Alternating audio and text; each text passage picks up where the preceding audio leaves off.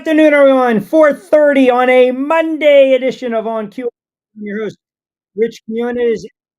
Like this on a Monday, we typically call it a Lunes Manolo Mentiroso. Even if we add in the Locutor de Radio Man Up Monday for this, the 20th of October, 2025. And I would like to first say, I hope many of you had a wonderful sports weekend. I hope your weekend was filled with just kumbaya and happiness, and you guys were able to watch your sports teams in peace. You enjoyed it. You had fun. No one bothered you. Maybe you put a little coin in the pocket. Maybe you decided to sit back and relax and watch your team win. Watch your team have no issues. Watch your team pull off maybe an upset here and there. And, maybe feel pretty good about yourselves.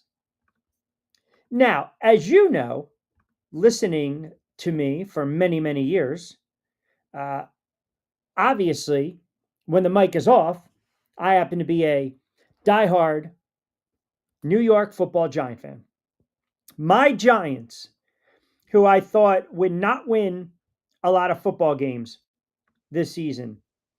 My Giants, who I believe were trying to build something this season, right? My Giants, who I also felt, let me see if they've got a quarterback, a franchise quarterback, right? A franchise quarterback. And what happens? You don't show up week one, kind of a goofy loss. That's okay. You're still dealing with Russell Wilson. Bad loss to the Dallas Cowboys where Russell Wilson throws for 450. No show against the Chiefs. Come back, you beat the Chargers with a rookie quarterback on the road up 14-3 with a rookie quarterback. You lose that game against the Saints. Okay, rookies make mistakes.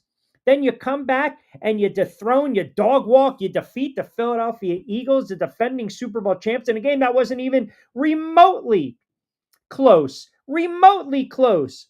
So I wanted to say to myself, this is where the rubber meets the road for the New York Football Giants. This is where you can take years of just angst, years of bad football, years of just not knowing anything, just absolutely being a clueless, rudderless ship of an organization, right? And go on the road with Jackson Dart and Scatterboo and that defense and figure out a way against a pretty damn good defensive unit in the Denver Broncos to win a game. And maybe not only get a road win to snap an 8-game slide on the road, win 2 straight games, which never happens for the New York Football Giants, move your record to 3-4, and feel pretty damn good about yourselves. So what do they do on a Sunday afternoon? The Giants go out and proceed to basically dominate the Denver Broncos. Quarter number 1, up 7-0. Quarter number 2, up 13-0, 19-0, heading into the fourth quarter. And then that's why they play an entire 60-minute game. The Giants played perfect football for 3, plus quarters until the final 5 or so minutes. And in the pantheon of historic losses, in the pantheon of games where you just knew they would figure out a way to lose, because in the history of the Giants, no other franchise finds more, ways to lose football games that are pretty much won than the Giants. They proceed to not only give up 33 friggin' points in the fourth quarter to Bo Nix that looked like he was John friggin' Elway yesterday. And then, even after the Denver Broncos take the lead late in the game, Jackson Dart converts a 4th and 19. They get a roughing the passer penalty. They get a gift of a pass interference call. Jackson Dart takes it in himself, and you say to yourself, oh my God, this kid has arrived. No, this kid has arrived. It's unbelievable what I just saw. Here you go, 4th and 19. Robinson, you get the gimme penalty, and then you punch it in. We got something here. We got something here. And you're still waiting for the extra point. Of course, that's missed. Go figure. 30-26. There's absolutely no way the Denver Broncos, in the history of the NFL, you had like thousands and thousands of thousands of games with this scenario.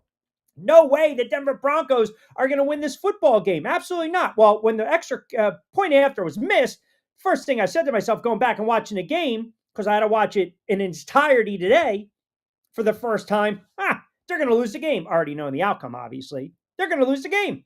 And how do they proceed to lose a game? With 37 seconds left, the Denver Broncos promptly convert a 29-yard pass. Why?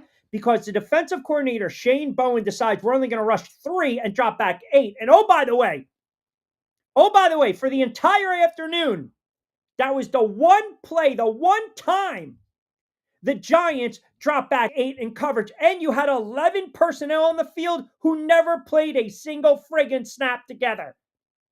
Ever. And oh, by the way, you got Dexter Lawrence and Abdul Carter on the sidelines. And Bo Nix, who is not John Elway. The Denver offense stinks.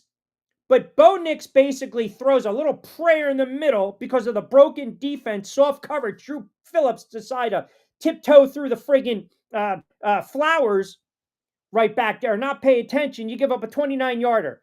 Then all of a sudden, to make matters worse, you get the 5-yard penalty from Brian Burns for not resetting and getting back. And if you're a veteran player like Brian Burns, you got to have the wherewithal. Just get the hell off the field. Don't worry about it if you're playing with 10 men. And then what happens? Soft coverage again, 22-yard pass. And if you're a Giant fan like I am, for 40-something odd years, you knew the field goal was coming. You knew the field goal was coming, and you knew, hey, we're not going to get beat on a 64-yarder because that would be too easy. It's not like that's never happened before for the Giants. Let's drill as a 39-yarder. The New York Giants lost this game.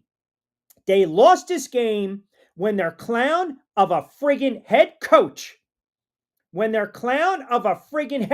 decides to put a rookie quarterback in the spot to have him throw the ball on 3rd and 5 with around 5 and some change, when all you have to do is have the Denver Broncos burn their timeouts, which, oh, by the way, they already burned 2 of them. Once Jackson Dart feels the pressure, off balance, doesn't set his feet, throws that pick, the game was over. The game was over. In an afternoon where you saw plays that never happened for the Giants. Like Denver gets a tipped play that's a touchdown, and the Giants come right back and get a little whoop whoop, a little tip play to Theo Johnson off the ricochet, and you're like, okay, things are different. This is different.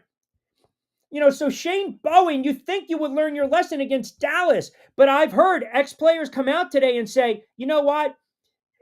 That decision was fine. It was the execution. I don't want to hear that nonsense. I'm sorry. With all due respect, I don't want to hear that crap today.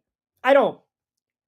You have Abdul Carter and you have Dexter Lawrence out on the sideline, and you have 11-player personnel who've never played a snap together in their entire life. You would learn from the Dallas game. So in the pantheon of just the horrible losses in Giant history, in NFL lore, in NFL history, that one right up there takes the cake. That's like the coup de grace. If there's a Mount Rushmore with just one friggin' game, that's it yesterday. In a season where you thought maybe you were going to have a season past Halloween for once, in a season where the head coach is fighting, scratching, and clawing for his career, what does he do? He chases points.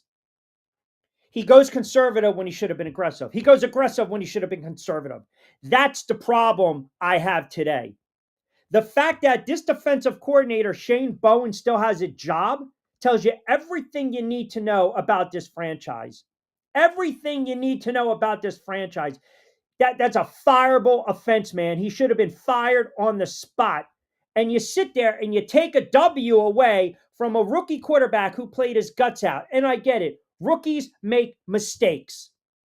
You're up 14 on the road against the Saints. Scatterboo fumbles as a return for a touchdown. Dart throws a couple picks. That's a rookie. You come back against the Eagles, you play like a veteran, but you're still a rookie. This is where Brian Daboll has to go.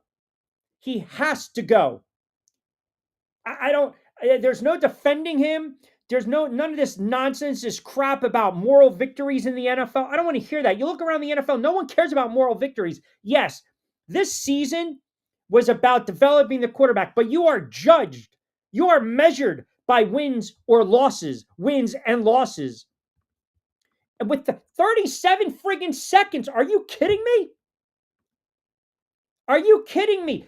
You needed 17,656 things to go the Broncos' way yesterday. All the Giants needed was 17,655, and they win that game. It's malpractice by the head coach and by the defensive coordinator. And you know what? Yes, players need to play. Players have to make plays.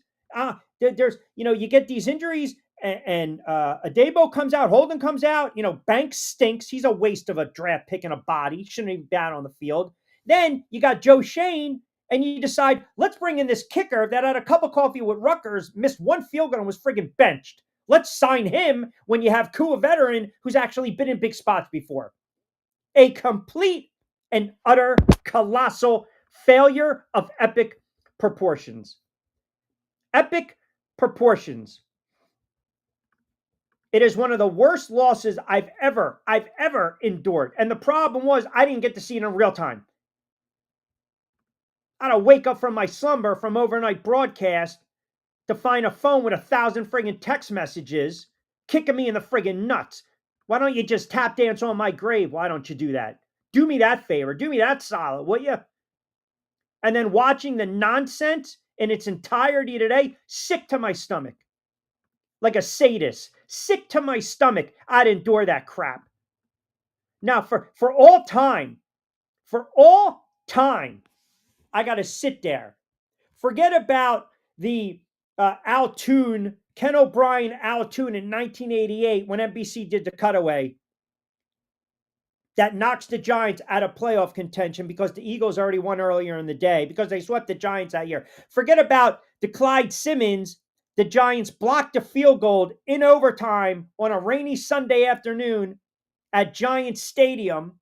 And then what happens? Clyde Simmons, who's on the line of scrimmage on special teams, picks it up and runs it in, and Parcells says, you can't advance it. And Buddy Ryan says, yeah, you can, and the Eagles win. That was a horrible loss. Forget about the Miracle Meadowlands. Forget about Brian Westbrook when everyone knows friggin' Ike Reese had a clip in the back. Forget about the second miracle of the Meadowlands, Deshaun Jackson. Forget about Matthias Kiwanuka not wrapping up Vince Young. Forget about the debacle at Candlestick when Tiki Barber blew the kisses and Shockey couldn't catch it. Or friggin' the wild card game against Minnesota where Cab Calloway, all he needs to do is just corral an onside kick. That's it. That's it. Forget about a couple of years ago, the Dallas game where everyone lays back. Here you go, Romo, pitch and catch to Witten. Or the Graham Gano 63-yarder. Oh, wait, I got more. The Greg Joseph, Christmas Day, Vikings, 50-something odd yarder. Oh, wait, let me keep going. How about the Eagles on a 60-something yarder? Catapults them to the Super Bowl. Forget about all that crap. I've seen it all. That's going to be on my epitaph. I've seen it all. This team, what they do is they give you hope, and then they basically reach deep in and they rip your friggin' heart out. That's exactly what they do. They rip your heart out. For the life of me, how does this defensive coordinator still have a job today? It makes no sense. There's bad coaching in the NFL. Don't get me wrong. There's bad coaching in the NFL. But you got to know, man, you got a situational friggin' football. What are you trying to be cute for? Run the friggin' football. Run the football. That's all you need to do. And then chasing the points because this coach panics? If that's the case, and I text my buddies this today, if that was the case, you might as well went for 2, knowing you had a shaky kicker. And then we're going to crucify you anyway. But at least you need a touchdown if you convert it to get to 34, and a field goal does Denver no good. But chasing the points so early makes 0 sense. Absolutely 0 sense. I'm telling you guys, this is a 26-16 friggin' game. with 5:23 left, all you need to do is go on a 4-minute offense and have Denver burn their timeouts. That's all you needed to do. That's it. That's all you needed to do. And they burned 2 of them. They burned 2 of their timeouts after the 3-yard run with Scatterboo. They took another timeout. My liberal arts, your college, Spartans, YCP math. You got 1 friggin' timeout to go in 4:56. Pretty much a first down ends the game. If you run it, you're still making Denver, after you punt it, go the length of the field and also score a touchdown, get an onside kick, which was highly unlikely, and then try to line up for a long field goal. You're not doing that. The game's over. The game is over. It's over. It's absolutely over. And this just absolutely jackass of a head coach decides, let me drop back my friggin' quarterback who's a rookie on the road. It's a fireball. I am so over this friggin' clown. And I said last week in jest, in tongue in cheek, yeah, he probably saved his job with the game against the Eagles. You are measured by wins and losses in the NFL. And the fact that the GM doesn't bring in a reliable kicker, the fact that the defensive coordinator doesn't learn from week 2, and the fact that the head coach, there's no rhyme or reason what he does. None. None. Absolutely none. Let me chase points. Let's go for it. Let's not. Let's go for 2. Let me have my quarterback throw because, hey, he's a rookie. I love the fact you have trust in him. That's great. That's really good. Hey, trust is everything in life. You're dating the girl, you're whining her, you're dining her. Here we go. And you start to realize that her male friends all look like friggin' Brad Pitt. Well, if they were ugly, I'll trust you. You're not going to the Caribbean with those clowns. I don't trust you. But no, this friggin' jackass fool of a head coach decides, let me put the ball in my quarterback's hands on 3rd down just so he can make a play and be a hero. Yep, that's a smart move. That's a smart play. That's a smart move. Go ahead. I'm telling you right now. I am telling you right now. Get this friggin' jerk off this sideline. Fire Daboll, fire Shane, just blow it up. Blow it up. But they're not going to do that. They're going to stand pat. They're going to stand status quo because you know what's going to happen? The Giants are still going to win a couple games here because they're not as bad as I thought, mind you. They're not as bad as I thought. But they're going to win some football games, and then Dart is going to keep evolving into a franchise quarterback, and then we're going to sit there. See, this nonsense because of what Daniel Jones is doing, Brian Daboll had to cultivate that a little bit. He had to. Same thing with Josh Allen. That dog doesn't hunt anymore. I'm so tired of that narrative. Just stop. Right now, it's about developing the quarterback and winning football games. And yesterday could have been a big plus. A wonderful green check mark for Brian Daboll. Justification, backing as to why I should keep my job. Why I should keep my job. Here we go. We went on the road and we dominated a team. We didn't collapse, and we almost collapsed, but the quarterback that I wanted made a 4th and 19, snuck in for the score, and the defense made a stop that we paid. Check mark, green check mark. Here you go. Hand it in. Extra credit. Instead, all yesterday was you take away the win from the Philadelphia Eagles and all that goodwill, and you flush it down the friggin' toilet. And now, at the end of the season, when you start to look back at all those notes at all these games, and you're seeing where the red is and the green is, folks, there's going to be more red than green. So if you were pro Daboll like I am, yesterday you sit back and say, this is why the guy's got to go. This is why the guy's got to go. Because you cannot have a head coach that does not understand simple situational football. You can't. You can't. You cannot have a head coach that there's no rhyme or, there's a criteria, right? There's a certain criteria that you look for with certain things, with head coaches in the NFL. And there's a certain criteria where I ask a lot of, guys that were in front offices over the years. I said, hey, It's a dicey conversation to have. It's not a fun conversation to have, but I'm just curious. You know, what do you look for? Right? What do you look for when you're doing that? The checking off the criteria where you feel your decision is warranted to fire head coach, and they all say basically, to paraphrase, the same thing. Are we competing or are we not competing? And are the players checked out? Are they not listening? Is it falling on deaf ears? Now, the Giants have shown you they are competing aside from the Washington game, and they're buying in, they're all in. So there's the argument to be made. Well, I'm going to keep the ship running. But then you look at situational football where you just got to know better. Like Brian Burns, you got to know better. And I know he's pissed off after the game. And I've heard, look, Tiki Barber went on the air in New York and basically said he had no problem with them dropping back 8 in coverage. They just didn't execute. I don't necessarily agree to that. His point, though, was valid about Burns. And I remember Brad Smith back in the day, fourth round pick, played with the Jets, I think played with the Eagles, bounced around a little bit, quarterback, running back, special teams, punt returner. The job, you sit there and you count them. 1, 2, 3, 4, 5, 6, 7, 8, 9, 10. Right? Including myself 11.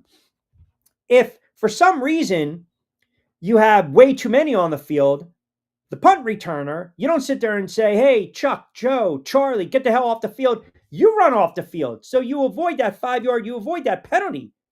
Burns should have had the wherewithal. Hey, I'm getting off the field. I'm not going to jump back. Yeah, the 5 yards in the end of the day, it didn't make. It's just my point is understanding situational football. That is all coaching. That is coaching. That falls, period. That falls on the head coach. And the GM decides not to bring in a kicker. A kid that had a freaking cup of coffee with Denver and got benched. I'm sorry, with the Rutgers.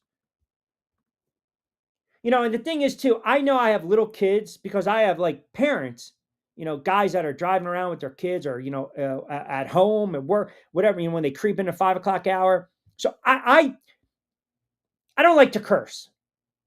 I do it on my own.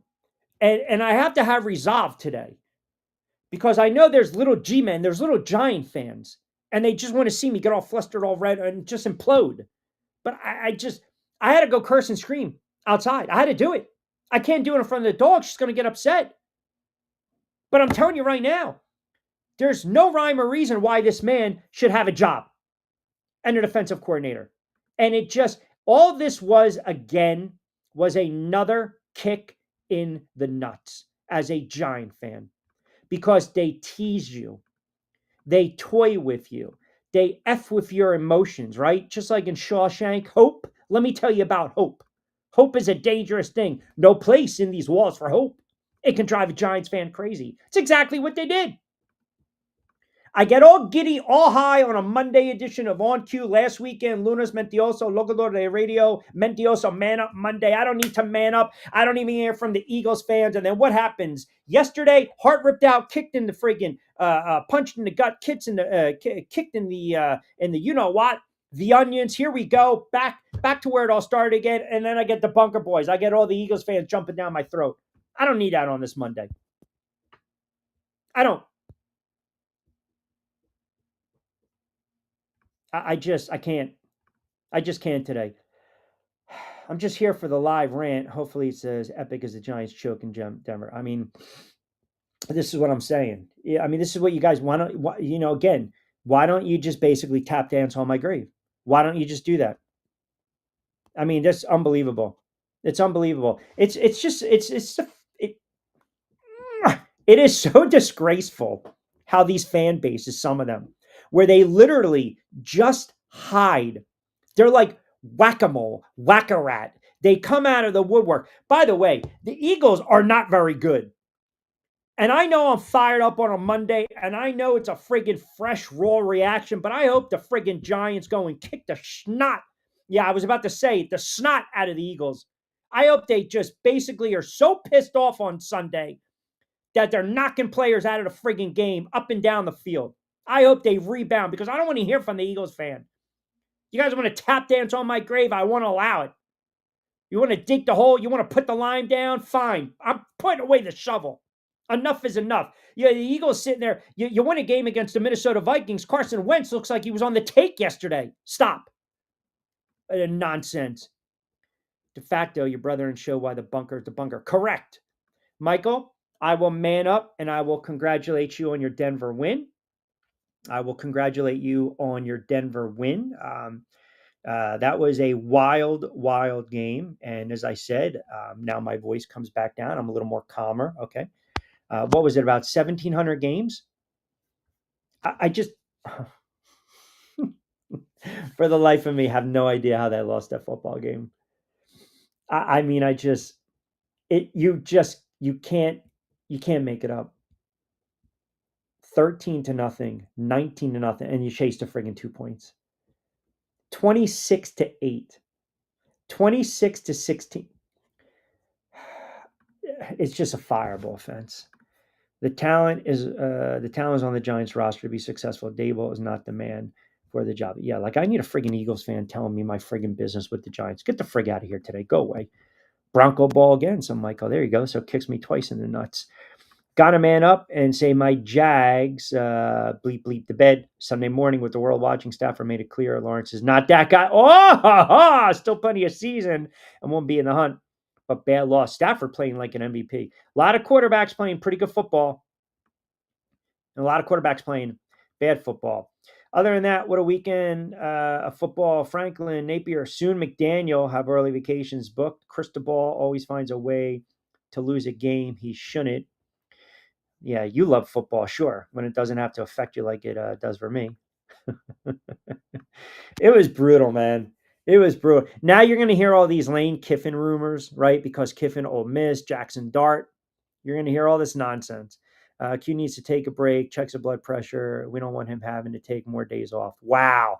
That's unbelievable. I mean, I'm working like 70 friggin' jobs over here, 70 friggin' plus hours, working overnights, calling games, getting 3-4 hours sleep, come on the air at 4:30 to give you extra time today. And you come back to me with that dick comment, Heisman. That's what you do. You come off to that. I mean, I'm on friggin' Monday to Friday. I'm dropping other pods. I got Back Your Play, Tropical Pets, all that. I got friggin' Overseas Dime, the basketball pod. We got on cue. I'm giving you guys everything. You ripped me open. You cut me open. Blue's coming out. I'm giving you everything.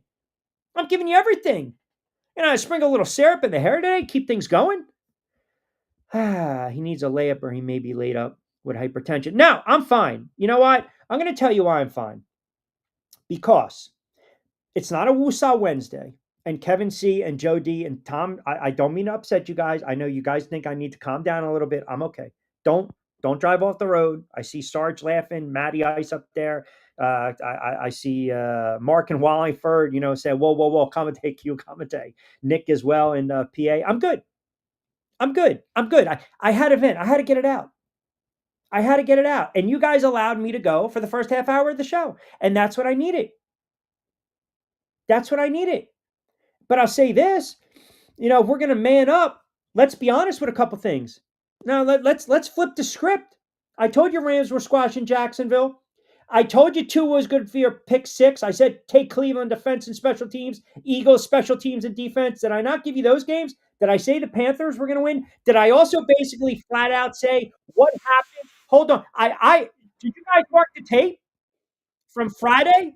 I'm going to screenshot it, clip it, and snip it, and put it up on social. I literally called the Cleveland game. I said, what happens if Gabriel plays well, and he was and the Browns light up the Dolphins and win 31-6? I called the game for you. I gave you the friggin' score. The only thing I'm manning up on is that I had the Giants money line. I even spite picked the Eagles and said they were going to win outright. I mean, Joey B, I don't know where Joey B is today, but imagine Joey B going to Denver game with the family of four, probably getting his balls broke while he's driving, getting the beverages, getting the food, the tickets, the parking, the gas, the tolls, everything, and dropping 2,000, and then leaving that game early, or having to endure that as a Giant fan, watching that field goal go in. I mean, could be worse. We got to find out if he went to the game. I need to man up on Q's opinion of the Niners and the 10 wins. Mac Jones, who, oh, by the way, because he won last night, Mac Jones made an extra 400K. That's not bad. Niners are tough. The NFL, again, you cannot figure the NFL out. But what I saw yesterday, I've never seen. I've never seen it. Or today, whatever. I've never seen it before. Lose track of time. I've never in my life. I went back and watched the fourth quarter twice because I've got issues. And again, there are games where we've all lived them as sports fans. We have all lived them as sports fans. There are moments in a game. Every play matters in an NFL game, folks. Every play matters. It just always matters. And there are certain plays throughout the course of a game, a bounce of the ball, a missed tackle, a flag, a tip, a blocked field goal, special teams, that changes the whole course of the game and perhaps seasons. Kevin chimes in, Q, I agree with you. I've never been as hot as a Giant fan. I literally almost broke the TV, smashed my computer. I wasn't going to quote kick the dog. I know how much you love Kiki. Ha ha ha. But this nonsense has to end. Why does the defensive coordinator have a job today? I can't answer that. I can't answer that. I had my buddies text me even today, and they're like, my God, how are you a Giant fan? It has to be exhausting. Yeah, it's beyond exhausting. But, I will give you a little, I'll kind of paint the brush of a positive picture. They compete, and they're not that bad. And that quarterback, I'll ride with that quarterback. I just didn't like some of the play calling with Scatterboo. Tracy can hit the edge. We saw on that run when he just kind of exploded. But that's nitpicking. They play hard, but they don't know how to win. And that's really the difference between young teams on the rise and young teams that are good and on the rise. Like, you have to learn how to close a game. And I've seen too many times over the last 15, 20 plus years where this team can't close. And the other issue is you got a young quarterback. You think you got something with this kid. Do you want to bring in another head coach and another OC? Like, that's the dilemma. I mean, it could be worse.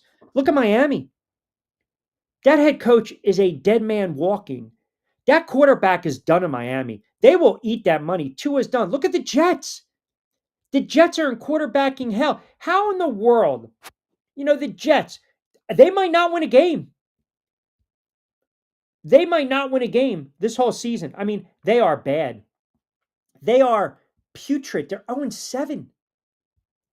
They're 0-7. They have no idea what the hell's going on with their quarterbacking system. They don't. Daboll can't get fired because McDaniel. So you must wait patiently, my guy, and enjoy the mess along the way. I would say this: when McDaniel gets fired, he's not going to be a head coach right away. He's not. He's not. He'll be a coordinator. Asking a question I think you have to take seriously. Should Hunter be the Jags wide receiver? BTG drops too many balls in big spots. They gave a lot for Travis Hunter, right? And they're not even utilizing him. They're not even utilizing him. Too many balls in big spots and doesn't do much after the catch. Hunter has the explosion in hands. They got issues in Jacksonville. Trevor Lawrence is. I missed a boat. I missed a boat on that. Listen, I'll tell you right now. I can't defend Trevor Lawrence anymore. I can't. He's not a good quarterback. I'm sorry. He's just not. He's not a good. He is just not a good quarterback, man. He is so sporadic and skittish. Now, granted, look, Matthew Stafford throws for 5 touchdowns, right? He throws for 5 touchdowns. I mean, you're not going to stop that. The Rams are just unbelievable. They're unbelievable. Did you notice how Daboll threw a fit after the field goal went through? He took no responsibility. It's funny you should friggin' say that. So hold on a second. He took no responsibility in the moment for the loss. So here's my beef with that comment. My issue with that comment coming from an Eagles fan. Right? From an Eagles fan. He took no responsibility. Where the hell were the Eagles fans last weekend when I dog walked you, when the Giants dog walked them? You guys went into hiding. And then what you do, like a bunch of friggin' little rats that you are, and you are, You are rats. You are worse than the rats on the friggin' Titanic. The rats on the Titanic actually had more class than you guys.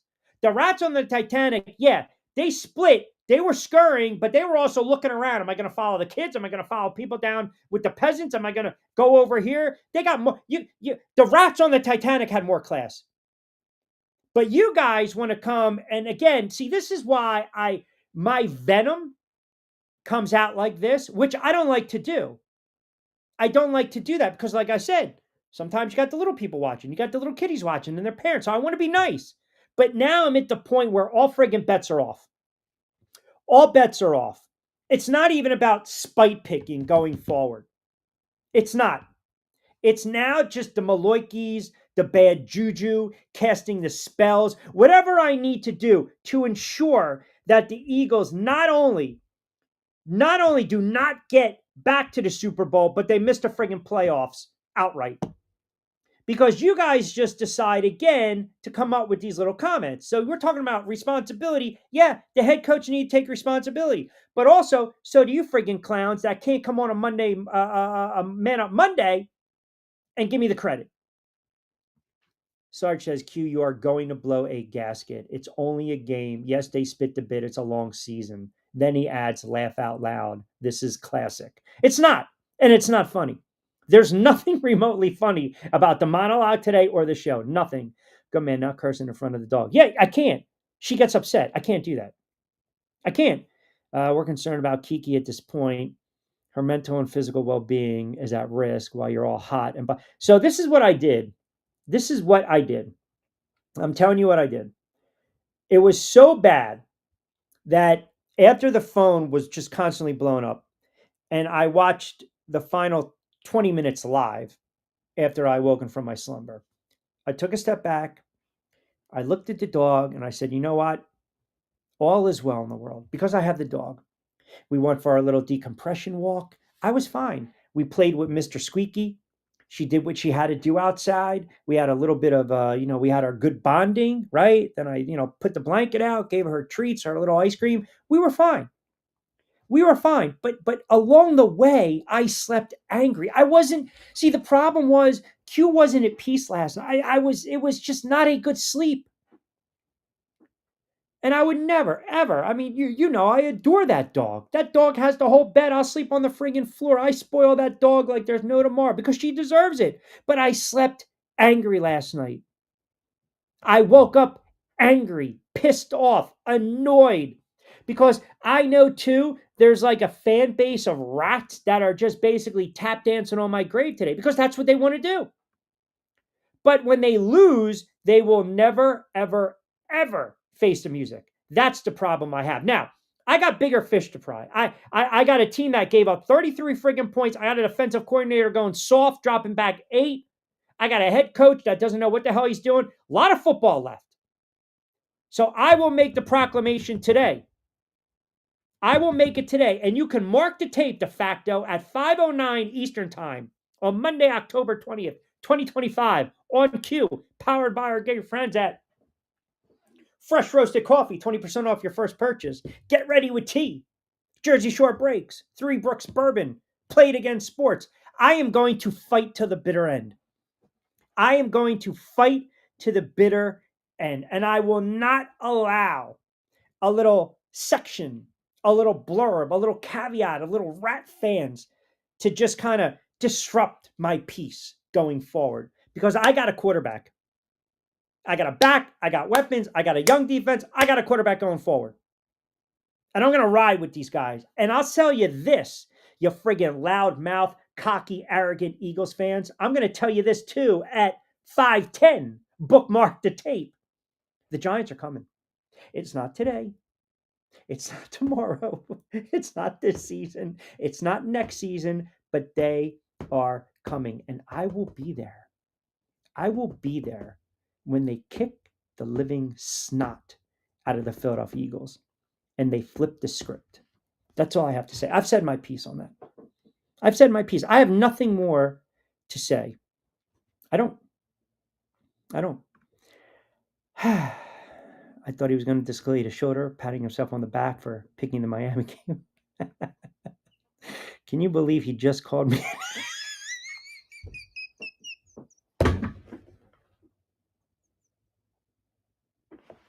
That,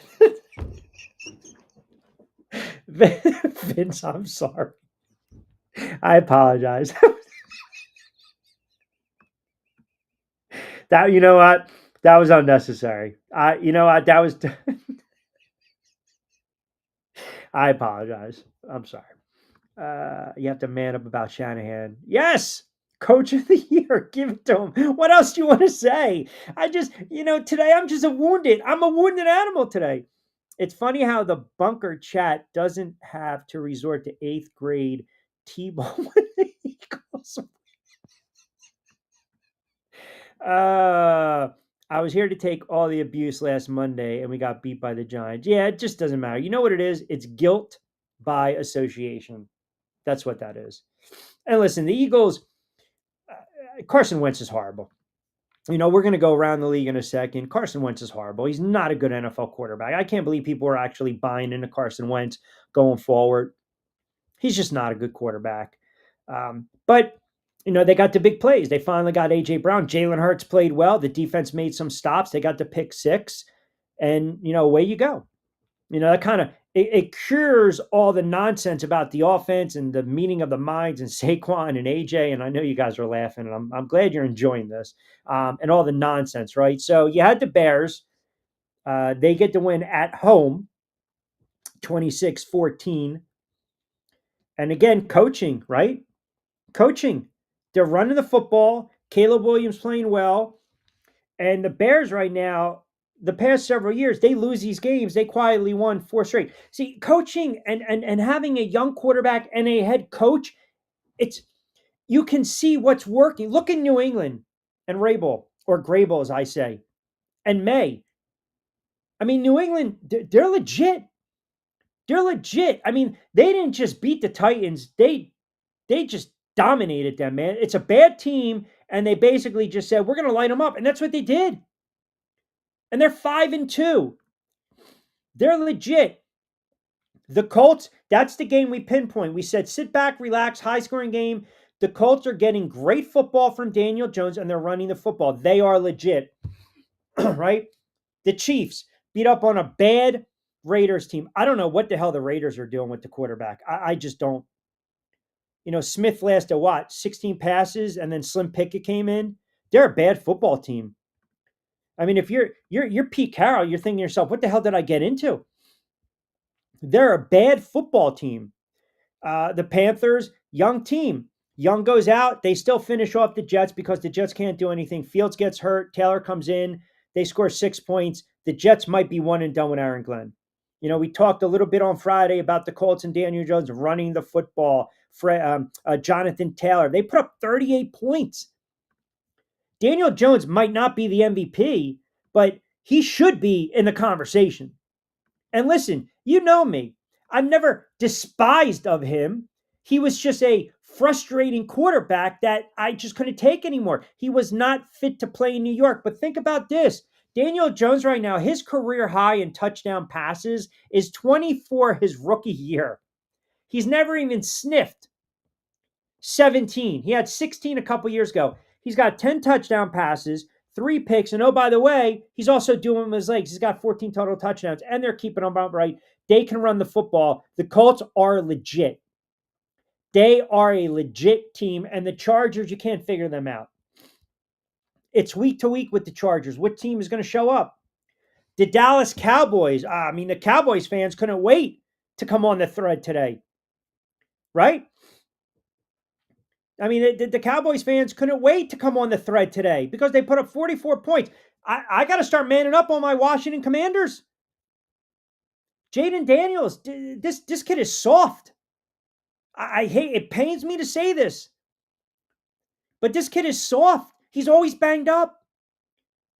Prescott's having a remarkable, phenomenal season. All they need to do is stop somebody. All they need to do is friggin' play defense. But have you noticed the type of season that Dak Prescott is having? He's going to throw for 40 touchdown passes. My Washington Commanders are in trouble. My Washington Commanders, again, It's a man up Monday. I'm manning up. Green Bay just sneaks by the Cardinals. Some goofy plays in that one as well. Some really bad plays in that one. I know people were asking me about that Hawkinson TD in the Minnesota game and Eagles. I don't think it was a touchdown. I think it's all about possession, to be quite honest. Minnesota, you can't trust Carson Wentz. If Carson Wentz was a competent quarterback yesterday, competent, the Eagles don't win that game. I honestly believe that. If Carson Wentz is a competent quarterback, the Philadelphia Eagles do not win that game. Saquon Barkley hasn't done diddly this season. He just hasn't. And then the 49ers, and I said this in the preseason, madman, here we go. I said, if healthy, with the talent they have, they should win 10, 11 games. And right now they're 5, what are they, 5-2? They've got games coming up against the Texans and the Giants, winnable games. 7-2. Shanahan has done a phenomenal job. I will man up and tell you he's done a phenomenal job with all those injuries. And the other thing is Mac Jones. I told you, Mac Jones, this is going to be a bounce back game for Mac Jones, right? Now, again, he really didn't do anything spectacular. Took a couple sacks, had the pick, efficient, but, they won the game. They won the game, and Atlanta was probably feeling pretty good about themselves coming into this game, don't you think? They just beat the Bills. But then they had to go back on the road. That's a tough spot to play in for the 49ers. The 49ers, they run the football a little bit here. They had a $174 last night. You got that two-headed monster CMC, Brian Robinson contributing. They can run the football and they can get to the quarterback. They're going to win some games. They're going to be dangerous. They are going to be dangerous. So that's a nice win for the 49ers last night. That's a really nice win for the 49ers. Let me see here. Apology accepted, Q, and that was big of you for Mano. Because you know what? That's not nice. And you know what? We have a semblance of class on this side of the microphone, contrary to what others might believe. We like to joke and we like to go back and forth, but no, that's an ill-advised shot at the loyal listeners. And you know what? We don't do that on the show. We allow the shots to come this way because, as you know, we run towards the fire where others run away. Where's your boy Lake Lewis? Too ashamed to show his face. Lake's, he's all over the place, man. He's too busy. He doesn't have time to jump on Q for a couple of months. I don't know what to tell you. Forgot his roots. Mini Trevor Lawrence had T Hunter open so many times yesterday. So annoying to watch. So how many, by the way, are they actually utilizing this kid the right way? I am curious because I know we kind of joke, hey, take a flyer on him, defensive, rookie of the year, offensive rookie of the year. Are they going to pick a spot for this kid, defense or offense? What's the kid? I mean, is he on pace? Let me see his numbers right now. So he's got 28 receptions, 250. He's got 1 touchdown. I mean, the kid can obviously play. Got to utilize him the right way. I don't like that quarterback. I've just given up on Trevor Lawrence. I'm sorry. I've given up on Trevor Lawrence. I can't do it anymore. I can't. So many times he dumped it down when Hunter was open. Eyes and feet are just bad in the pocket. He's antsy. That's it. He's antsy because he takes a lot of sacks. Yep. I'll man up about Mac Jones. He's playing exactly how you want a backup to play. Hey, 400,000 because he got that 4th win, right? I just manned up. Oh, KC. Oh, the Chiefs? I don't know if I'm being too stubborn with this, but they beat the Raiders, and the Raiders stink. Now, where I'll say the Chiefs are starting to get a little scary is offense, right? Because now all of a sudden they ran for what, $152, and they get back Rice, who had an immediate impact, which opens up things for who? Travis Kelce. They're 4-3 right now, but they also beat a bad rate. They're not even competitive. They're down 21-0 at the half, 31-0 after 3 quarters. Kansas City just decided we're going to call off the dogs. Let me see Kansas City's schedule. They have Washington coming up, probably with no Jaden Daniels, so we'll bookmark that for a win. That's 5-3. Now, hold on. I will tell you, I'm going to tell you where I take Kansas City Sears. Now, you guys can tell me if I'm not being fair. We're going to give them a win against Washington. That's 5-3. Where I will come on the air and say the Chiefs are back, I'm going to say week 10, 11. Or am I not being fair? If they go on the road and beat Buffalo and Denver, then yeah, I got to sit there and say they're back. I have to. You go on the road in back-to-back weeks, you got a little break because that Buffalo game early November, you don't expect a lot of snow. You go to Mile High, which is a tough place to play in. I know, real quick, Kevin asked me, do you think the defense was gassed yesterday? Yes, but still 33 points, it's unacceptable. Point being is Kansas City got to go to Mile High. Back-to-back weeks on the road against Buffalo should be a physical game. Then you got to take on Denver. Their offense is struggling, but their defense clamped down a little bit. That'll be a tough game for them. Then I'm going to start taking them serious, right? I'm glad the defending Super Bowl champion Eagles played the Chiefs early. They're a different team now, Super Bowl bound. Again, I'm going to wait a couple more weeks, right? I'm going to wait a couple more weeks, but again, no. Listen, worry about the Eagles, will you? Worry about the Eagles. They tried yesterday, but Lawrence can. He played mostly offense yesterday, but it's been a game plan thing. Good wide receivers. He plays more D, but always plays offense because Cohen is the offensive guy. Yeah. Eye test of the AFC West. I'm still taking KC. Sorry, Michael. This is what I learned. And again, I had to go back and I watched the game in its entirety. Denver's offense is very, it's just not good. I'm not, they won the game. I think a lot of that had to do, you get the fluky play. Giants went a little conservative. You got the pick, you got the short field, the field goal late. They dropped back 8. I wasn't overly impressed, and I'm a Bo Nix fan. I thought that play, I think they call it like a sail route, and then you come underneath, and it opens up the middle of the field. And that's the first time the Giants dropped back 8 in coverage. As I mentioned when I started the show, you had 11 players that never played a snap together. So I'm sure there was a little confusion. And you had inept pass rushers when you were rushing just 3, which was a joke with Carter and Lawrence on the sideline. So this is not an excuse. This is just factual. So that sail route, and then you have the other receiver that allows him to cut underneath. And that is the little opening, right? If you go back and watch that play, Bo Nix got very lucky. He threw that ball in like quadruple coverage. The problem was Drew Phillips was basically, tap dancing through the rain. He wasn't paying attention. If he turns around, that's a pick or that pass is knocked down. We're not even having this conversation.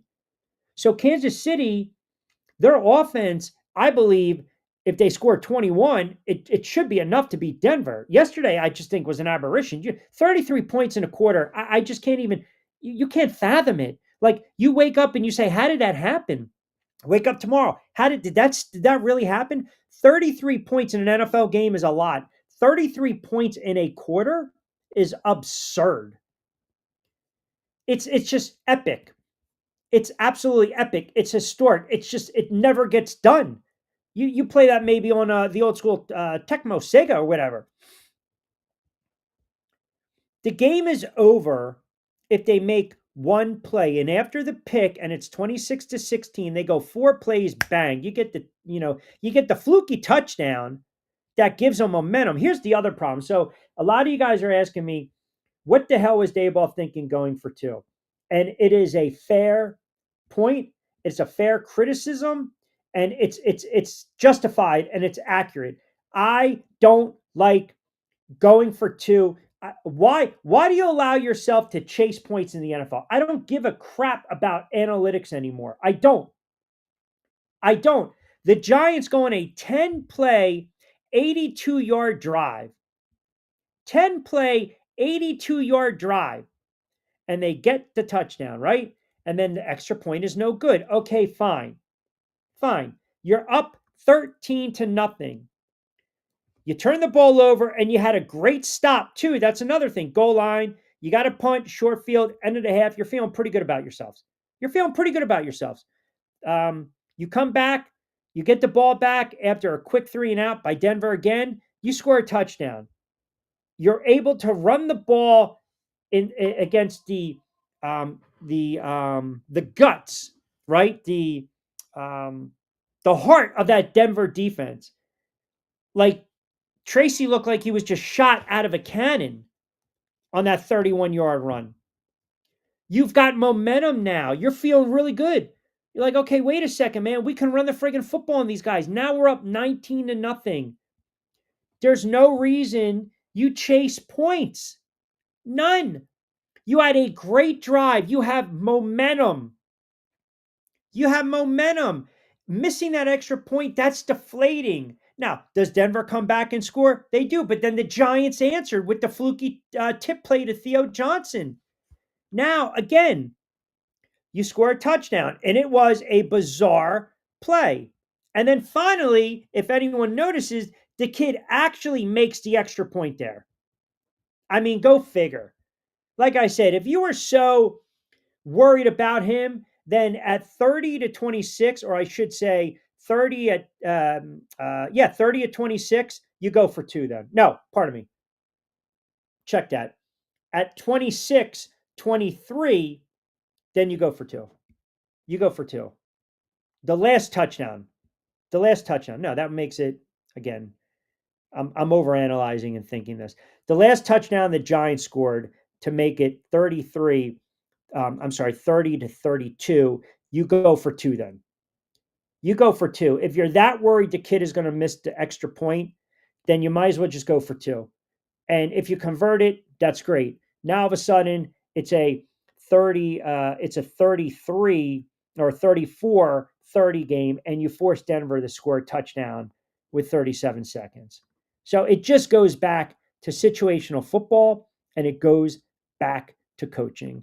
Take the Chiefs into points next week. Who's Kansas City got next week? What was the game I said Kansas City had next week? Denver? The Bills. Oh, Commanders. I'm sorry. I'll tell you, look ahead line right now.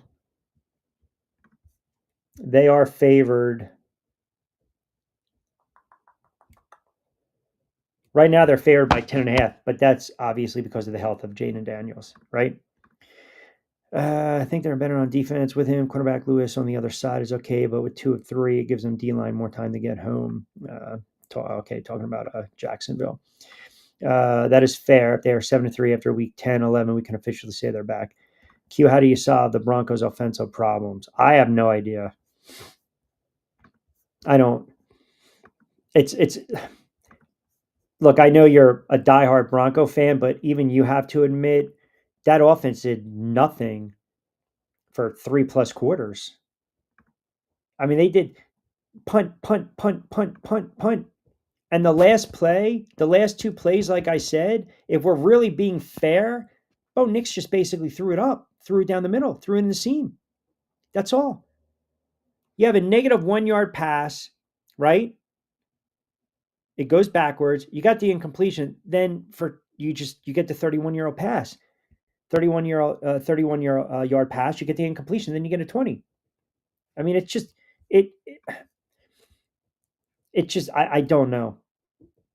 29-yard pass on soft coverage when you're dropping back, and then 5 yards, and then 22. So they went 51 plus the penalty. They went 56 yards in 14 seconds. They have to run the football. Like Denver needs to run the football, and I think you need to roll out Bo Nix a little more. Do they have weapons? Yeah, they have weapons. Was the secondary? See, the game also changed when Giants corners and DBs, when that secondary, when they got banged up and hurt. When Daboll and Holland got out of the game, they had to go back to Phillips and then Banks, who got beat on a lot of plays, wasn't turned around. And by the way, that call late in the game shouldn't have been a flag on Denver. But again, you throw it underneath, or you basically throw a back shoulder. You want the receiver to come back for the football. I hate that rule. That should not be penalty because what's the DB supposed to do? Even if they turn around and the receiver jumps into them, that's not on the defensive back. What are they going to do? Get the hell out of the way? It makes no sense. But Denver, when they have to get to the quarterback, they have to get the quarterback. Now, yesterday they couldn't get to the quarterback. The offensive line of the Giants did a really good job. I just think I still believe Denver will be that playoff team. I need to see more from Bo Nix, and you guys know I'm a Bo Nix fan. But man, he's frustrating as hell sometimes. I mean, he had a look. You're down big, so yeah, you're throwing it 50 something times. You don't want Bo Nix throwing it 50 something times. You want Bo Nix right around 25 of 32, 23 of 33, 34. And then you want to be able to run the football. You want balance. All these teams in the NFL that are really good, they have balance. They have balance. Some of these teams that are good are still trying to find their identity. The Colts, you know what their identity is? They are a run-first team, and Daniel Jones is not making mistakes. They are a run-first team, and Daniel Jones is playing mistake-free football. They chew up clock. They pound you. They pound you. They pound you. And then when they run the football like that, it opens up everything. On Friday's show, the reason I picked the Giants, I told you I thought they were going to be able to exploit the secondary and get those seam routes going. You had the broken play for the touchdown where Dart slid and Bellinger was open. And then you had the great call, little screen pass, pop Scatterboo out of the backfield. And then he scores the touchdown, right? And then obviously, you had the tip fluky play, which happens in football. So they switched it up a little bit. And I think Denver has issues against quarterbacks that have a little bit, sliding a little bit of mobility. I think you can exploit them in the middle. I think Kansas City is going to be able to do that in a couple weeks. But if you're Denver, and then we go back to the offensive side of the football, you have to figure out a way. Sean Payton at times, I think he overanalyzes. Like, he didn't coach a very good game, but he coached a great game in the last 5 when he needed to. And the Giants with Brian Daboll, all you have to do is go in your 4-minute offense, and they chose not to do that. And then you have a Super Bowl winning head coach in Sean Payton. They took advantage of it, and the kid made plays. I mean, whether the DBs didn't make the plays for the Giants, Bo Nix still had to throw the football. But they need to learn to run the football a little bit, especially as the weather gets bad. And you're still talking about the AFC, the AFC West. It's predicated on running the football, and you got to get to the quarterback. And now with Kansas City bringing back Rice, well, now if I stack the box, now I'm going to get the matchups I want. That's advantageous to Patrick Mahomes. It's advantageous. Now I've got the threat of a Rice now. I can move around in the slot. I can fake the RPO. I can get him in motion. I can get him in wheel routes. I can get him on the slant, in the seam. Oh, by the way, it opens up for what? Kelsey. Am I going to double Kelsey? Then I got to leave my DBs on an island with Rice. Yeah, so Kansas City, I think in hindsight right now, especially my thoughts on them early, they needed to get some players back. And now that we're seeing it, 1 player, 2 player, everything starts to open up for that offense. Denver doesn't have that. They don't. They're very limited. And there are some teams like that in the NFL that you don't know. It's all about identity. It's all about who are you? Like, you watched the Rams yesterday. Okay, granted, bad turf in London against, a Jacksonville team that they're not very good, but they're not very bad, if that makes sense. They're an average team, right? They are what their record is, 4-3. And the Rams decided, we're just going to run it a little bit, keep them honest. And then Stafford was just slinging all over the place. He didn't even throw for 200 yards, but yet he threw for 5 touchdowns. Why? Because they were able to shorten up the field. Jacksonville's offense didn't do anything. They garnered more possessions, and they decided, when we need to run the football, we're going to run the football. And then up 21-0, you're going to run the football because that offense had no threat of coming back. So now you can milk the clock. You can take it a little easy, score a touchdown here and there.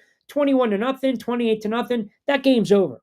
So their identity is like run pass. They're balanced. The Colts are balanced. Seattle is balanced, even though they're starting to come more into a passing team. The Lions, it's a perfect example. You look at the lines, you go back to that game that they lost against Kansas City 30-17. And that game was back on the NFL Network. And I was like, you know what? Let me get my notes. Let me get my paper. I wanted to watch that game. They were able to get to Patrick Mahomes. They were able to get to Patrick Mahomes. But where they got beat is on those quick hitches. And then it opened up the next play, short yardage, 2nd and 2, 2nd and 3, 3rd and 2. They were able to just ram the ball down their throat.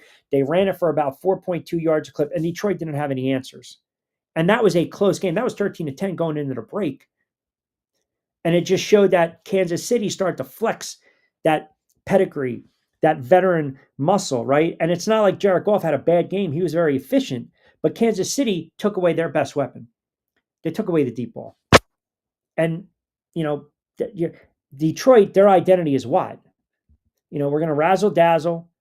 We're going to throw you a bunch of junk trick plays, but we want the deep ball. Now, you can allow a 22-yarder. It happens in the NFL. Hitch, slant, sideline pattern, not a problem. I don't want to get beat over the top like Isaiah Rodgers did for Minnesota. You know, Jalen Hurts threw a gorgeous deep ball yesterday a couple times. A.J. Brown, Devontae Smith. You got behind the corners in the secondary. So, like, again, if you are playing a team like the Lions, you want to limit that. You want to take that away. So their offense is predicated. We got to run it a little bit to set up the run, to set up the pass. The Colts, we want to pound it. We want to run it. Then open it up for Daniel Jones. We know his legs are an asset. He can see the field. Boom, boom, boom. Kansas City, they're starting to run the football. Now we're starting to learn their identity. It's always going to fall back on Patrick Mahomes. So teams that are good, that we think are really good, still haven't found their identity. If that all makes sense. If that makes sense. Denver still hasn't found their identity. Tampa Bay has shown you they're going to throw the friggin' football, period. Joey, I don't know what to tell you. I mean, I'm hoping that you're smoking and joking, and I'm glad you didn't drop the $2,000 because you probably would have left when the game was over, when you thought it was over. And then if you missed that, I don't know what to tell you. I personally, I came on at 4:30. I've been taking a break. I've been an hour through. I'm soaked in sweat. I'm out of my fresh roasted coffee. I don't know where the hell Kiki is. I know I fed her. That's all I know. I can hear her moving around. I don't know where she is. I don't know. I got to do a wellness check on the dog. You know, I got the cleansing drink right now with the whey protein, but I'm very flustered. Had a bad hair day, slept angry. I can't imagine what you're going through in Colorado, probably inhaling that air.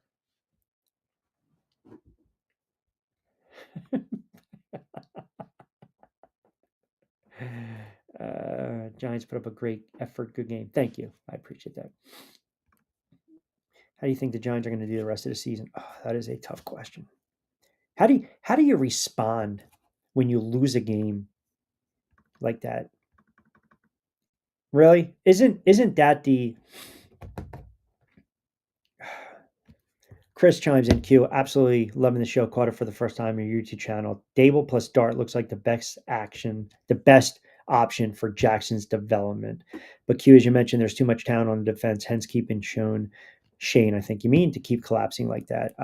Chris, appreciate the comments, pal, and tuning in. I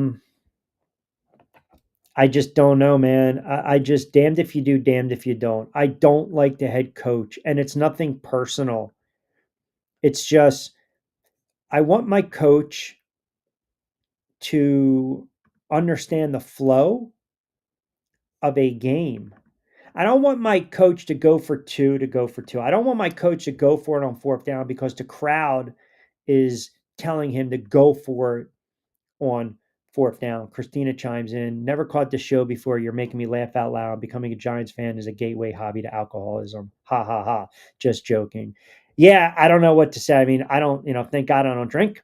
But yeah, I text my buddy today and I said, oh my goodness, my poor father was around. He would have been about, he would have broke the remote. He would have probably, doubled up on the bourbon, and he probably would have been shit-faced before 60 minutes. I mean, that's as brutal as a loss as I can remember. I mean, took the Giants +7, so you got a little on that. I missed the over. I took the under. You missed the over. You took the under. Okay, I'm gonna binge some, eat some bad cannolis here. I mean, hey, listen, bad. If there ever was a week for an angry bounce back game for the Giants, I don't know. Not to laugh at your pain, but your tantrum today has been hilarious. It's not even the pain. I got the Dallas fans chiming in. D chiming in. He said he pulled over. He has tears coming down in his eyes. Yeah, that's fine. It's not even that. It's just, you follow these teams for so long, and eventually you hope it flips around. Like that's the one beauty of being a sports fan. Like, perfect example. Tonight you have game 7 in the ALCS. So you have Seattle and Toronto. Seattle's never been to a World Series. They've never, ever played in a game 7. The last time Toronto played in a game 7 was 1985, right? George Bell, Jesse Barfield. Here we go. But if you're a Seattle Mariners fan, and if you're up, if Seattle's winning that game, I don't know, 6-3 in the bottom of the ninth with one out, and the reliever walks a runner, and then the guy steals second, and then you get a double, and now it's 6-4, and then it's a 3-2 count with 2 outs, and you got 3 on. The guy cracks a home run to win it for Toronto. That's a demoralizing defeat. Like, for a Seattle fan, because you've never been there before, but you will get over it fast because it's your first time. Me, this is like, it's Groundhog Day. It's Groundhog Day. And we've all been there as fans.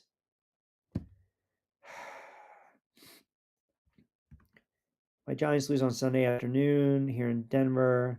Then my Colorado State Rams and Fort Collins fire Jay Norvell. I can't win. Shit face before 6. Yes. Are you kidding me? 4 or 5 makers marks in, and that would have been it. That would have been it. And I can hear him now. It would be, sometimes you eat the bear, sometimes the bear eats you, and then the pass out. Why is this 60 minutes tick, tick, tick, tick, tick such a staple in our football minds? I'm going to tell you why. It's an excellent, excellent question you bring up. Because when we were all younger and we were growing up and we got the CBS game and we got Pat and John, and it's a Sunday, 4:05, 4:15, 4:25 kickoff start, say in Giant Stadium. We had the NFL Today, we had Pat and John, and on a Sunday, the next day is Monday, which means we got to go back to school. So we knew as kids, as youngins, watching these games, and now you're creeping into 6:40, and you're like, oh. And remember too, they never used to show the game clock. You were lucky if you caught it 3 times. You probably get it with like 10 minutes to go in the 4th, and then the 2-minute warning. So you're like, all right, what? How much time is left, man? What the frig? Which, by the way, was the worst kind of tease ever. As a little kid who's a diehard sports fan, you're like, show me the friggin' clock. I need to know how much time's left. Somebody go to commercial break. And then you knew. Under 3 minutes, you get the 2-minute, and then all of a sudden, the friggin' promo. 17-16, Giants lead Washington 2 minutes ago. Just a reminder, following the game, 60 minutes, except on the West Coast. Murder, she wrote. And then the CBS Sunday night movie, It's Not Safe to Go Back in the Water, Jaws 2. So you're like, shit, I got to get up on a Monday. Like, that was depressing. You lose a game, and then if it's snow and you get up early, because of course your mother's going to nudge you to wake you up early, you got to listen to the school closings. And if you're in a certain county and your county number is like 736, and back in the day you're listening to KYW and you got your PJs on, you're half asleep, you got the crust in the eyes, little boogies coming down the nostrils, you're still holding the pillow, you turn on the radio and you're waiting to hear 732, and they go, okay, closed on this day, 729, 730, 731, 733. You're like, shit, like you missed your boat and you had to get up. That's why tick, tick, tick, tick, tick reminds us of getting ready to go to bed, wrapping up for the weekend, and then having school the next day. I'm telling you, I'm telling you right now. Yep, there it is. Thank you. Tick, tick, tick, tick, tick. That sound as a kid, you knew the weekend was over when the parents turned on 60. Yes, that's exactly it. That's exactly it. Remember as a kid, you're sitting there when they're, I'm so and so, I'm so and so, I'm so and so. And then they turn around and they get to Andy Rooney. Remember Andy Rooney, who always had a story about something so friggin' obscure. I mean, it wasn't even like investigative journalism, it was like fluff. It was like fluff. Like it would be like this, you know, I'm Bill Whitaker. I'm so and so, and then he'd be like, and I'm Andy Rooney. Why is tuna fish in a can? That coming up on 60 Minutes. That's exactly how you would do it. You turn around and you'd be like, oh man, tuna fish in a can. What's going on here? I'm telling you.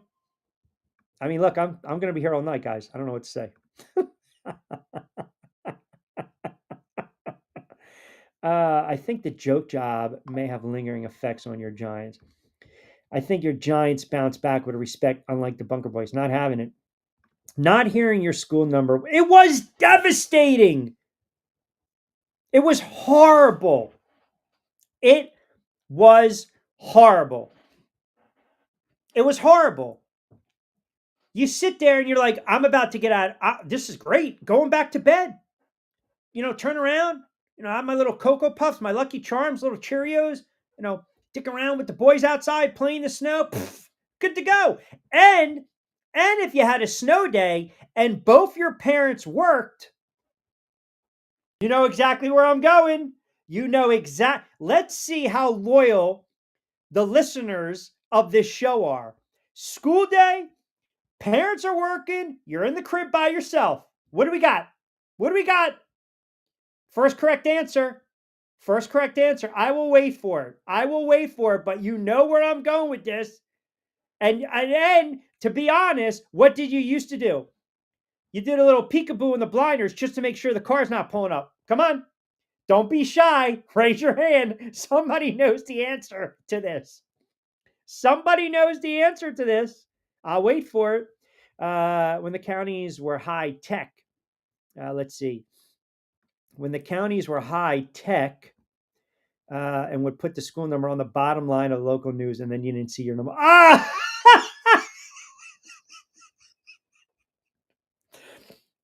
Oh my! Or you get smacked in the back of your head. Pay attention so the number doesn't go around. Mike Wallace, Maury Schaefer, etc., etc. Tonight, Andy Rooney. Yep. You would scream, "Damn it!" Then take a shower. Yep. Yeah. You always try to get out of it, though, right? There we have it. You guys, the loyal listeners, it's all. There we go. There we go. Snow day. The sibling is doing whatever. Maybe you didn't have one. Maybe they were off to college. The parents are gone for work. Your neighbors aren't going to bother you. You flip the blinds open. You turn down the lights. It's go time. Absolutely. But then, the worst. All of a sudden, I don't know, like if you guys, like for me, so once, I mean, I think I told you guys this before. So like, because my father was, he was a cop and then a homicide detective in New York. So when I grew up, I was born in New York, but when I grew up in South Jersey, my father would leave on a Monday and go to New York for the entire week. And at the time, he would actually stay with my grandmother. He actually slept on the floor for 10 plus years. Man never complained, did what he had to do. But then he would come back on a Friday, and he did that for 10 plus years. So there was no chance I was getting caught with the old man coming back with the Swigglies.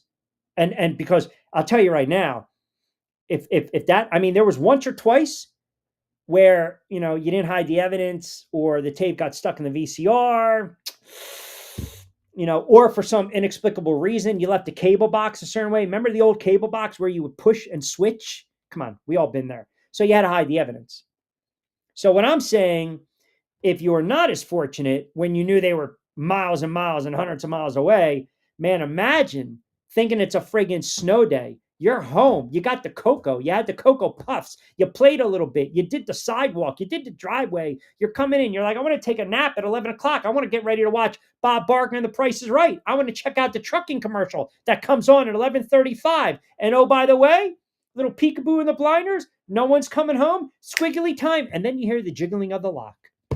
Now you got to make a choice. You have to make a very dangerous choice. Do you finish? Or do you hide the evidence? I'm telling you, being a kid was not easy. It was not easy, man. Oh, the stuff we used to try to get away with. You had to make a choice. You had to make a conservative effort too, right? Conservative effort. Christina again on X chimes in. I can't believe you're actually saying this on the air. This is classic.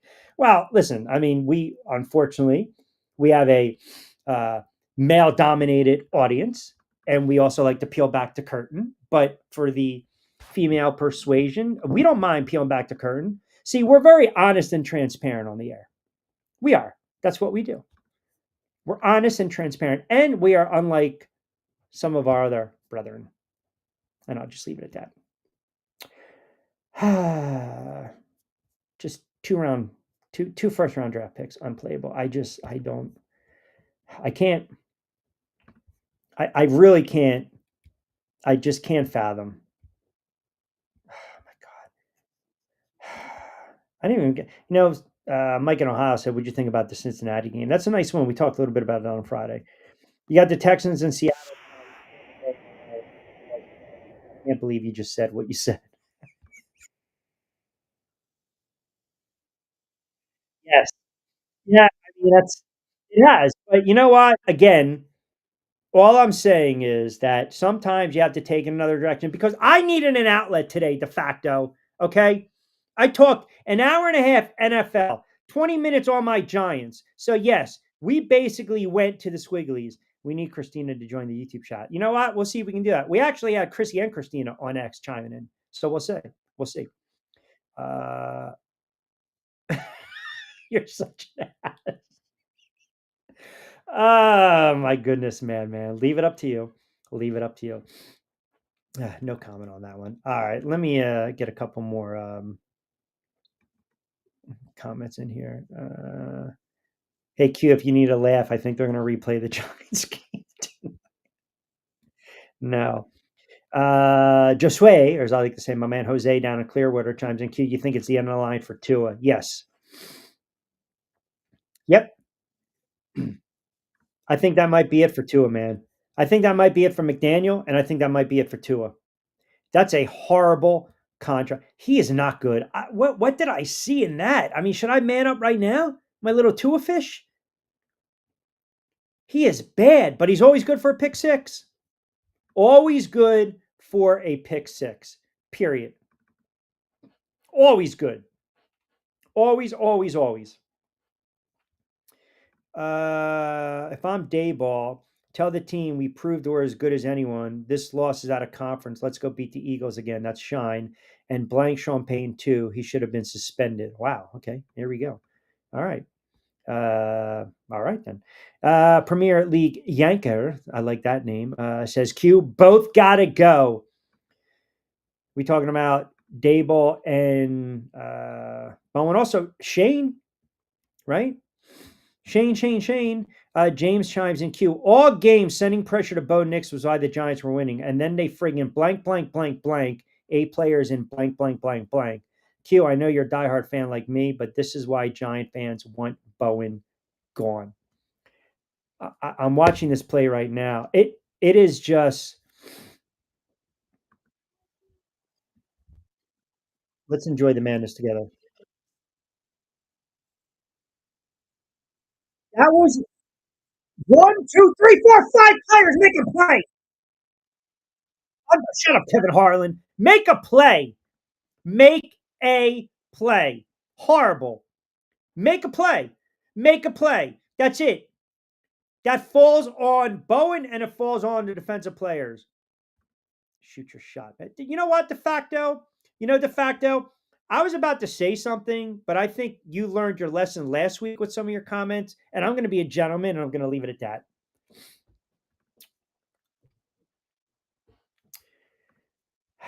I have one in honor of Angel's absence. Where is that?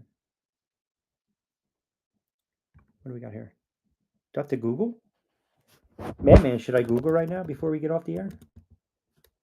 I know sometimes comments are not meant for, you know, the listening audience. Mike in Ohio chimes in Q.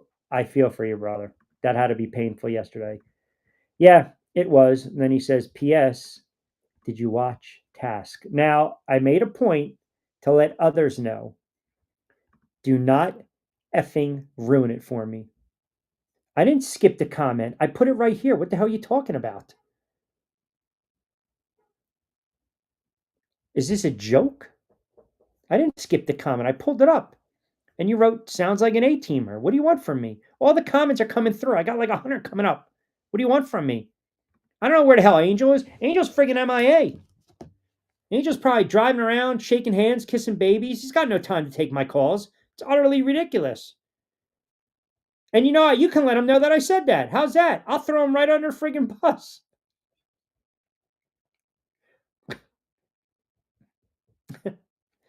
Oh, no.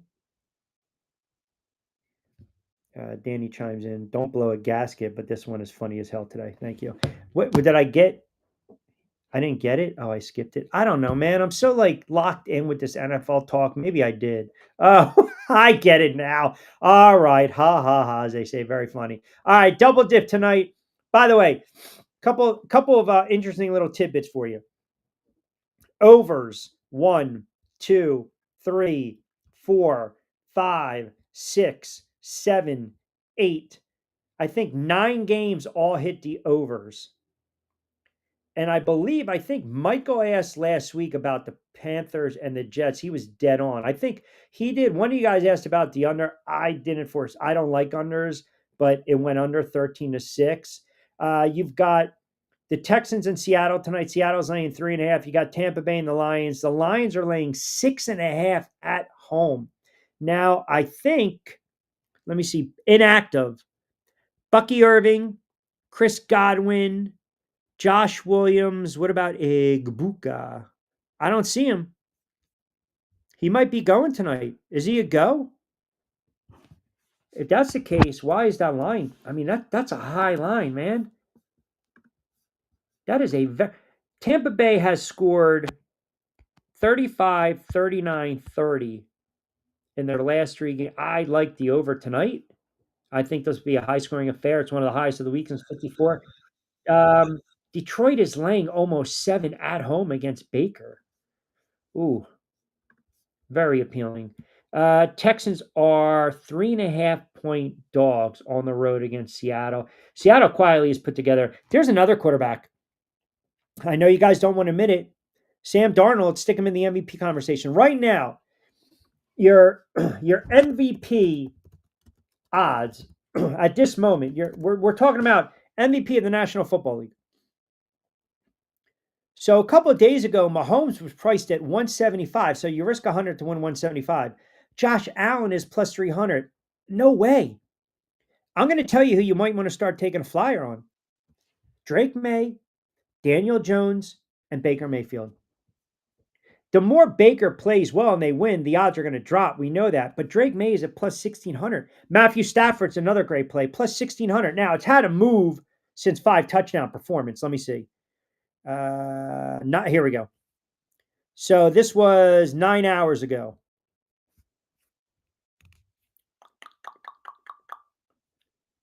Let me give you these numbers.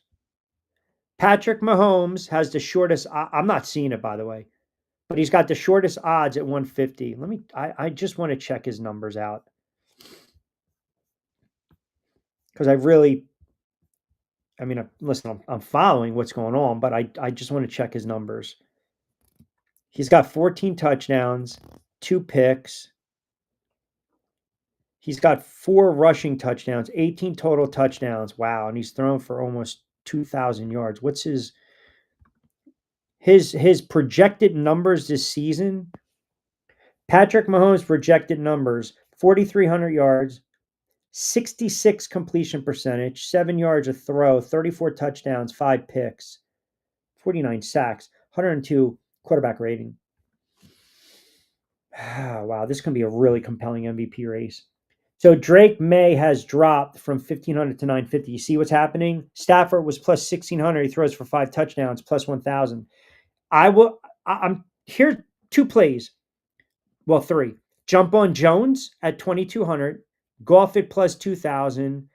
I would jump on May and Stafford because Mahomes' numbers, if he starts, like if Baker Mayfield has a bad game tonight, if he's 18 of 38 for a buck 83 and 2 picks, he's going to turn around and be plus 450, plus 600 or 500, I should say. That's 450, 500. Allen has a bye week, so that means he'll be second shortest odds with Mahomes. But if May continues to keep playing the way he is, his odds are going to shrink. Like, I grab it now. Especially, let's say Jared Goff, Daniel Jones, Dak Prescott plus 3,000, which is crazy. Dak Prescott at plus 3,000, grab it. Because God forbid Dallas starts really ripping off some wins and he's not putting up a lot of yardage, his odds are going to drop. So you got it at great value. Prescott right now has 16 touchdowns and 3 picks, and he's thrown for almost 2,000 yards. And look at those odds. That's absolutely crazy. I would grab Prescott. That's profitable. There's good return on the investment. Now, do I think Dallas is a playoff team? I don't. But again, all of a sudden they won 2 out of 3 after that tie that they should have beat Green Bay. Defense has to keep, the defense got to show up, period. But there's value in those MVP odds if you guys decide to grab them. All right, so you got the double dip tonight. You got ALCS Game 7. We will be on the air tomorrow.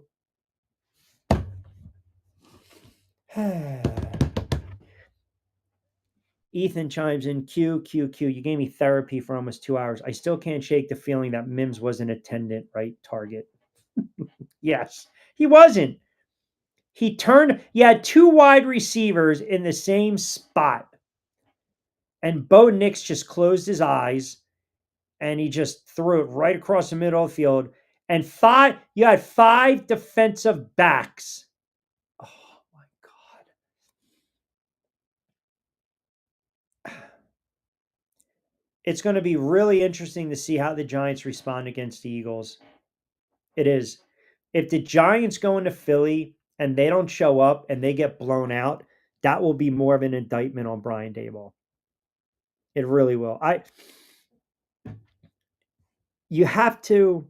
So Michael chimes in, Q, you brought up a great point. I think it was about 40 minutes ago. You're all about milking every second. Every play counts. 100% correct. You're right. The coach is going to be at fault here. A lot of people are at fault, 100%. But you're up 10. You're up 10 with 5 and change to go, and Denver already burned 2 timeouts. You have a 3rd and short situation. You don't want to take a sack, but if you did, it's not the worst thing. You run the football, you lose yardage, not the worst thing. You run the football, pick up a couple yards, not the worst thing. The last thing you want to do, the second to last thing you want to do is throw an incomplete pass because you stop the clock. And then Denver has 1 timeout, other side of 2-minute warning. That's number 1. The ultimate don't do it is throw a pick. And in that play, Jackson Dart, they broke free, they pressured him, he slid, he didn't get balance, he didn't square his shoulders. You saw where his feet were, he was getting tackled low, and he thought he can flip it over the linebacker's head. That's a rookie mistake. He shouldn't have been put in that position by the head coach and or Mike Caffer, the play calling. If I'm Daboll, I override that play. We are running the football. We are milking the clock. We are punting it away, and we're letting our $150 million defense make a friggin' stop to win the game. He didn't do that. That's coaching. Yes, players have to play 100%. 100%. They have to make plays. They have to make plays. You can't have a player that's turning his head disinterested in a play. You can't have a player not realizing, their wherewithal to get the hell out of bounds And that's okay if there's 10 men on the field. You have to have a rookie quarterback who's going to make a rookie mistake. No better. No better. Not throw the football. I mean, it's 16,000 things had to go wrong for the Giants. All they needed is to one thing to go right, and it's a totally different game. And now the narrative and the perception of the Giants changes big time. It changes big time. Now you're looking at this team and you're saying, wait a second, they went on the road. Well, they beat the Chargers, look like a playoff team. They beat the defending Super Bowl champs, certainly a playoff team. They beat a very good Denver team. They snapped an 8-game road losing streak on the road and they dismantled them, or they won a wild game and knew how to close. Now this team is 4-3. And if we're being honest, they should have beat Dallas and they had 5 turnovers against the Saints. You are what your record is, but 4-3, 5-2, you kidding me? 4-3, that's the reality. That's realistically what they should be. But the reality is they're 2-5, and they just lost a horrible game to Denver on the road, and now they have to go back on the road to take on the Philadelphia Eagles that look like their offense has finally found their rhythm. So how do they respond?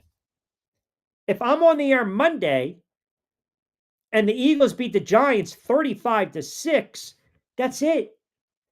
That tells you everything you need to know about this coach and this coaching staff. Players have to play, man. You have to have friggin' pride. You have to. You have to. And they should be pissed off that they let one get away. They can blame everyone in the world, the head coach, the defensive coordinator, the OC, the kicker, fine. But you also have to step up and make plays. Yes, there's enough blame to go around. How do you respond from the adversity now? Do you sulk? Do you say, woe is me? Do you stew in the loss for the next couple of days? Or do you get ready for Philadelphia? A team that you already beat. A team that you dominated. A team that you caused turnovers, got to the quarterback, and had big plays on offense. It's going to be that game. Denver game could be a referendum on Brian Daboll's career in New York as a head coach. But the Eagles game, again, I'm not going to sit there and say define him. But how do you respond? If they no show, that Monday you got to fire this guy. Because the coach's job is to coach these guys up. Yes, they're professionals, they're millionaires, they're grown-ass men. This is their livelihood. But you also have to get in there when heads are sulking and you got to build them back up, man. Screaming, throwing the clipboard, getting mad at defensive coordinator. Yeah, it's emotional. You lost the game, getting in somebody's face. You used to do that with Daniel Jones. I didn't like that. You got to know, pat him on the back, pull him to the side, get on him when you need to get on him, understand how to read them. Yeah, they're grown men, but sometimes you got to, hey, man, it's on me. That loss is on me. Your head coach lost you the game. That's on me, man. I will be better. Respond, go to battle with me on Sunday against Philly. If they don't, that tells you everything you need to know about the season and Brian Daboll. That's a fact because you're already seeing it in the NFL. Players are starting to make business decisions. And when they start doing that in late October, that's never a good sign for a head coach. Never. They're doing it in Miami. That team has quit. That team has quit. And then conversely, the Browns, they played hard for Stefanski. But Miami has quit. The Jets have quit. Flat out quit. An abomination. How do you respond? How do you respond? And those are the two head coaches that look so lost right now. McDaniel, that has some success in the NFL, and Aaron Glenn, who's a first-year head coach. Last comment. Q, you nailed it when you're talking about Brian Daboll. Rookie quarterback on the road. Go conservative. That's all you had to do. That's all you had to do. And they win that game. They win that game. Listen, there's a lot of plays and opportunities that need to be made during the course of a season, the course of a game, course of a quarter. It's the NFL, man. It isn't about one play, but everything can snowball quickly. And once you get the quarterback to drop back to pass, 3rd and 5, you get to pick. As a Giant fan, you knew the game was over. Once the kicker missed the extra point, you knew they were going to lose on a field goal. That's just how it is. All right. Appreciate you guys listening to me vent, and I'm glad you guys got a kick out of the show today. Don't forget, we're powered by our good friends over at Fresh Roasted Tea. Get ready with bourbon, Jersey Shore breaks, Play It Again Sports, and fresh roasted coffee. Excellent stuff with the comments. Appreciate you guys jumping on board a Monday edition of On Q. As always, get social with me at Rich Q on Q, TikTok at Rich Q on the mic. And again, it's always fun on a Lunes Manola Mentiroso Man Up Monday. You guys were gentlemen for manning up and also for giving me a little therapy on this Monday afternoon. Back in the saddle manana. We will talk to you then. Enjoy the Game 7 tonight, ALCS. Monday Night Dip. We will do it again tomorrow, right around 5 o'clock or so. We're going to try to get our good friend James Hasty on, former Pro Bowl defensive back, Kansas City, the Jets, and the Raiders. Lloyd Vance tomorrow as well. John Bueller on Friday. Costco on a Woosah Wednesday as well. As always, I'm Rich Quinones. Be safe, be sound. Have a good Sports Monday. We'll talk to you mañana. Hasta luego, mi dia.